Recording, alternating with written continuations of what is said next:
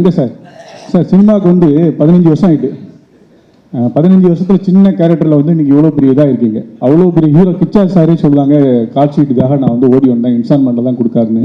இந்த வளர்ச்சியை வந்து எப்படி பார்க்குறீங்க? பெரும்பாலும் அது மாதிரி இந்த ப்ரொமோஷனுக்கு ரொம்ப வரும் இல்லை. கிச்சா சார் ஃபங்க்ஷன் தெரியும். 22 வருஷம் ஆச்சு, 15 வருஷம் கிடையாது. வளர்ச்சி வந்துட்டா சில பிரச்சனைகள் வரும்னு நான் கேள்விப்பட்டிருக்கேன். அது வந்தால் தான் வரும்னு கேள்விப்பட்டேன்.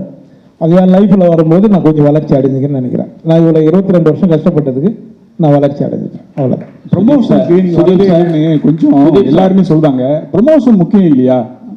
இல்லை, டைம் இருந்தால் நம்ம வர போகிறேங்க. இந்த படத்துக்கு கூட நான் ஷூட்டிங்கில் தான் வரேன், சரிங்களா? எந்த இதில் நான் வராமல் இருந்திருக்கேன் நீங்கள் சொல்லுங்கள்.